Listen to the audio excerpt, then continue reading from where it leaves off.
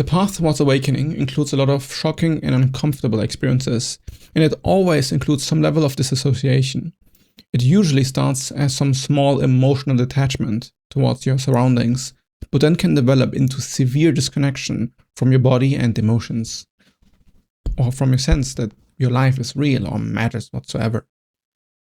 People in the spiritual community believe they must transcend their body and emotions to merge with some higher self. They try to be above consciousness rather than deeply experiencing their life or reality. There's this idea that no self is an escape from experience itself. So you want to transcend reality by detaching from reality. This is dissociation that happens that is not productive for deeper awakening. So what type of dissociation is a natural part of the process, and what type indicates that you are going into some questionable direction is what will be covered in this video. So through the awakening process, what is very common is that you experience some dissociation, like you feel that reality is unreal, that you are dreaming in some sort, or you feel disconnected from the present moment. These are all experiences that I've uncovered myself and with my clients, and they are not anything to be worried about, really. Like, they are truly part of the process. Of course, when we get into the extreme ends, they might actually present themselves as psychosis or other form of delusions, and there's where it can get a bit tricky. I've covered this topic in my Substack post. You can see in the link in the description. And it also covers emotional dissociation, or the emotional problems that then can happen when you enter in this semi-awakened state. Because from there, what comes is a sense of numbness, which is the inability to feel anything at all. And funny enough, even when people feel emotionally numb, they're usually anxious, because the numbness is just trying to suppress the fear towards life or the fear towards reality. And then there's this pendulum dynamic that I also cover deep in this post, where you pendule between depressive symptoms and anxiety symptoms that kind of play with each other. There can also happen a lot of denial of your own desires or your own thoughts, where you feel something and you say that this isn't good, or you're not supposed to feel this way, and then you deny it and tell yourself you're feeling the opposite. And if you do this enough, you don't even notice that you're doing this. This often happens when you talk to somebody who's in denial about something. For example, you hurt their feelings, and then they say something like, "You can't hurt me, you can't hurt my feelings." This level of denial is very common. Beyond the awakening process, people also do this in just daily life all the time. It's just the mechanism the mind uses to deny its own deeper thoughts, desires, and feelings, because it thinks that something is shameful, or there's some sort of guilt about what somebody has done, or that they should already be somewhere where they are not. This could either be career-wise, where you think you should be more developed in your financial situation, or this is very common now for like the youth, like young people in their 20s or late 20s thinking that they should be owning a house already, or should have a wife already, or a kid even, and then there's this guilt about that, which then tends to be denied or suppressed, or has some other compensation mechanism. This can then also develop into disassociation from the body, especially through awakening experiences.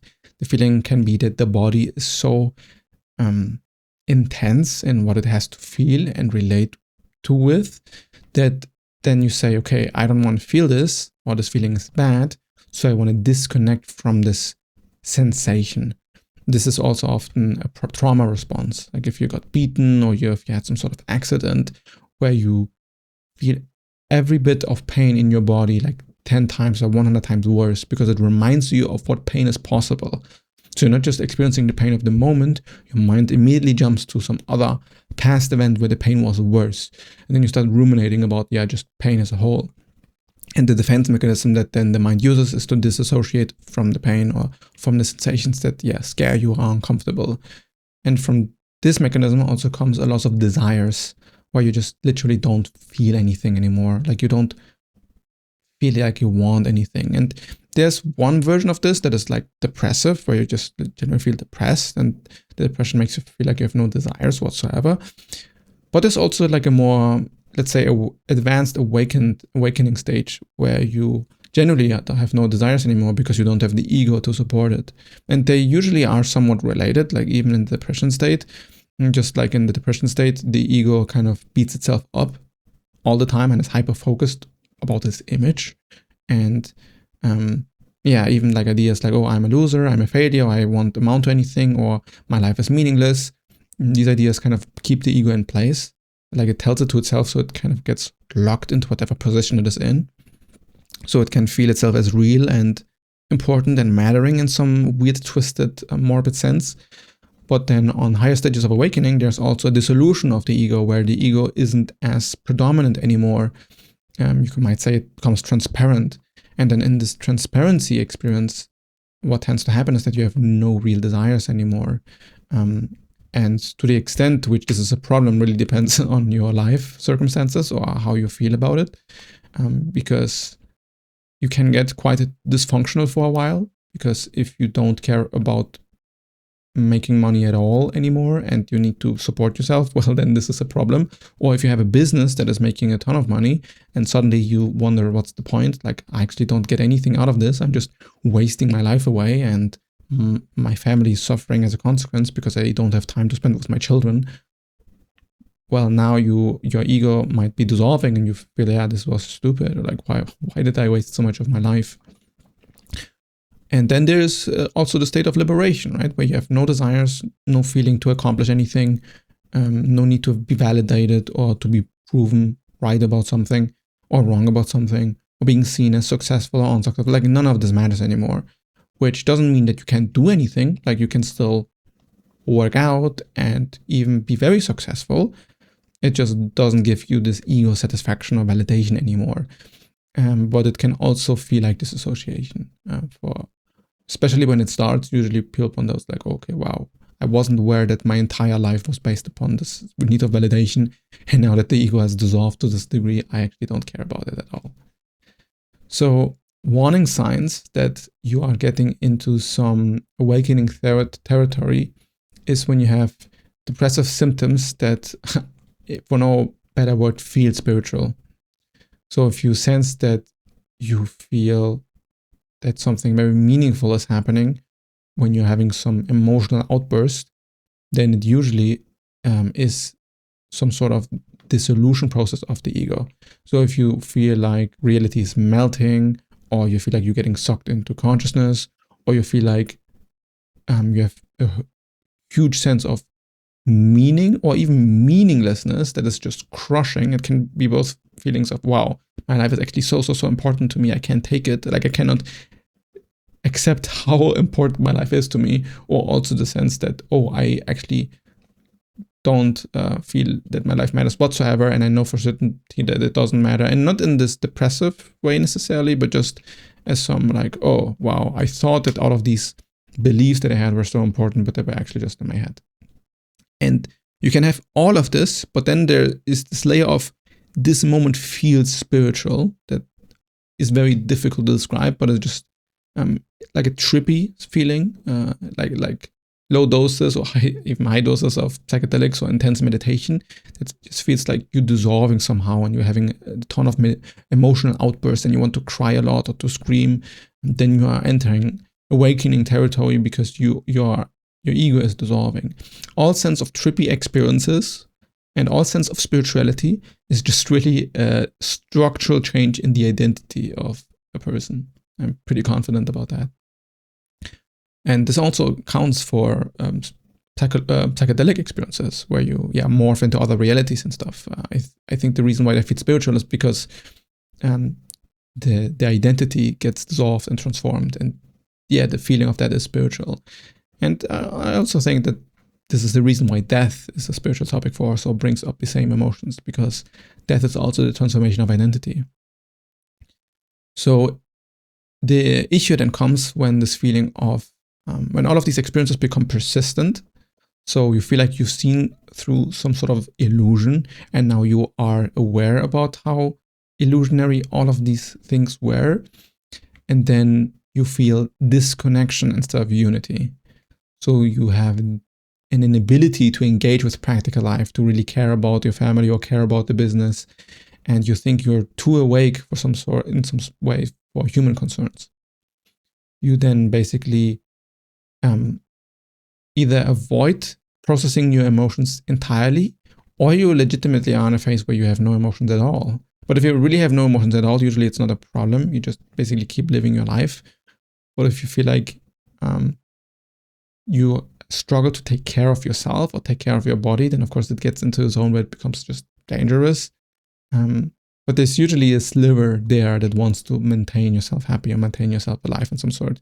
You just need to find a way to be fueled by by something else that isn't the egoic drive.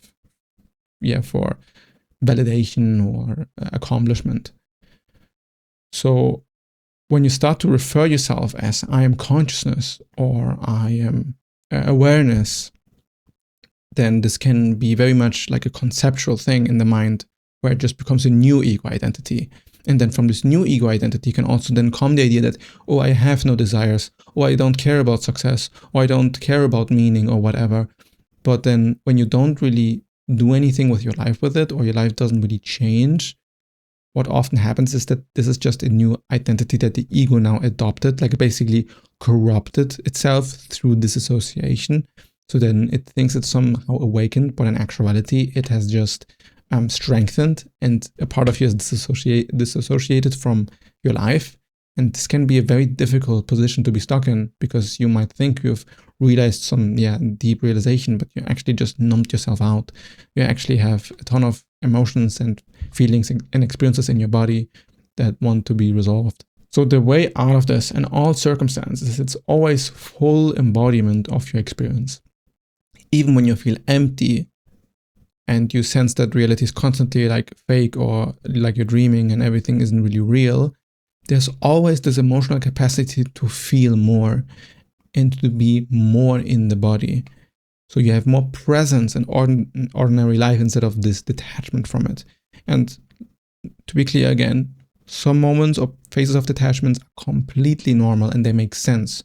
Because if you realize that there's no self or that reality is impermanent, well, you're going to feel a bit detached for a while because it's just not the normal way of being for most people, or it's just a realization. But then after a while, you can really focus on how you're actually able to feel things more instead of less. How reality and sensations or qualia feels more immediate instead of disconnected. Because then you're starting to actually integrate it. Because no self doesn't mean that there are no experiences. In the contrary, all you have is experience. So it's not that you are the ownership of experiences, or there's something that is you that is experiencing, but experiences are experiencing themselves. And every sensation is like a component that is experiencing itself. Like the wetness of water, gravity, the sensation of breath. There are really infinite amount of sensations happening in each moment. And the more aware you are, the more conscious you are, the more present you are, the more you're going to feel them. And the more obvious it is going to become how completely whole you are all the time.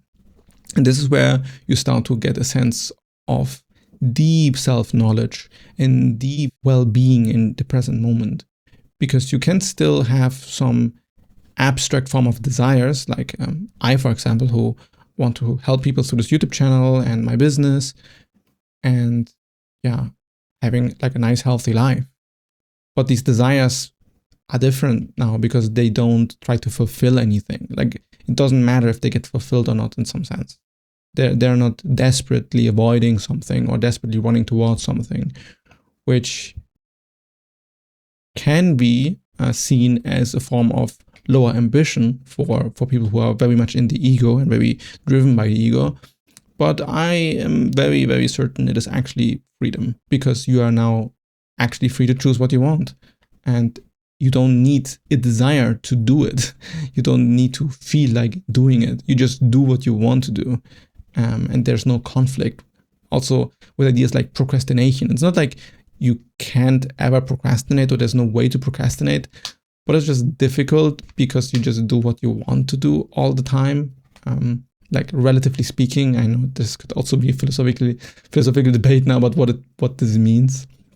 But generally, you don't, like, the internal conflicts diminish over time when you're really going through this integration process and start to reconnect more in a form that feels less like dissociation and more like living. In some sense, there's a bit of dissociation that always stays. It just becomes normalized in a way that the word dissociation doesn't really fit anymore, because it's just you as recognizing who you always are and always were. But there's some sense in which when the self dissolves, you are never going to be the ego anymore. And I guess some people might want to pathologize it and then call this dissociation. So you might also say that a complete awakened state is a permanently disassociated state. But the word dissociation carries a lot of baggage with it. And if you feel any certain negative way about it, it's just not the right word. But technically, yeah, you disassociate from the ego when you awaken, or when you completely become self-realized, because your relationship to it is, completely different. Often people move through this outside of any spiritual context whatsoever when they go through breakups or they go through a divorce. Then the identity that got attached to the partner has to die. And then this disassociation process of your identity getting disrupted from this person to yourself or your aloneness, well, it's deeply painful. And it is an uprooting of identity that for many people is necessary so that they can become present with themselves and feel the pain of their avoidance or the depth of their own beingness, which is much more difficult to see when you are with somebody all the time, especially if you feel like this person is holding you back. There's also something interesting that happens with ketamine when you have a traumatic event. It can be actually very helpful. I'm not a doctor, of course, but it can be very helpful to take some doses of ketamine, because it disassociates the mind or the ego from the moment of the traumatic event. And this temporary disconnection allows seemingly the nervous system to process what it couldn't handle without it, or without this disassociation. And I am pretty certain that this is also the mechanism that makes being awakened or having no sense of self make you much more comfortable with life and existence, and much more malleable with the suffering of the world, because it doesn't touch you in the same way that it used to. Like, bad moments still feel bad, or like pain feels like pain, but your identity doesn't get wrapped up in it because you're permanently dissociated from any moment. So you have a traumatic event or something that is very painful or horrible, and then it's much easier to process it and move through it, because you're not tethered by the memory, you're not tethered by the idea of it. It's like your relationship to time is completely different, because you're always just present. This is the core part of what no self realization and impermanent realization comes with.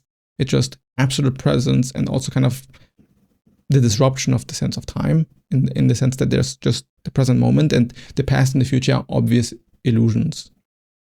And this way, when you become present and are in the moment, this reveals the integration process of what actually goes on when the disassociation is over. So you can both say now that the dissociation is over, or it just got integrated, or it just got normalized. But I personally wouldn't describe the state as disassociated per se. I'm just me, that's what I am. So the question is, how much are you using spirituality to avoid feelings? How much are you using philosophy and intellectualism to avoid your own experience of life? And this is what meditation does, right? It brings you into the present moments, into the present moment, and makes you have to feel the sensations of what is going on. And it doesn't give you the ability to escape into some either abstraction or some very intense, pleasant experience. Because only in the moment you can realize your true nature. It's not possible to do in the mind, on the future, on philosophy or whatever. You can have intellectual frameworks that give it coherence, but the truth of it will always just be through going through the disassociation process, and then arriving at clear security in this no self-identity, as weird it is to call it. You want to dissolve all false identities, all ego narratives, all delusions, all ideas about what something should be like and what has to be like, and to really connect with what it's like to be you, which is feeling your body, feeling your sensations, feeling everything that goes around you all the time. This is what awareness is, right? It's being aware of how rich of experience life is, how rich in sensation everything is. And then at the end, it will make you more functional, not less functional. It will make you more compassionate to other people and not less compassionate. You will be more embodied in everyday life instead of being dissociated from it. The emptiness will start to feel full of yourself instead of just nothingness. And even pain. You will also feel pain very clearly instead of numbing yourself to it. This is full engagement with life, right? You don't take just one thing and try to ignore it and then take the other thing and say, oh, I want to be there. No, you just take everything as equally true, equally real, and then you live like you've never lived before. If you found this fascinating and you want to go into greater depths, then check this video out next.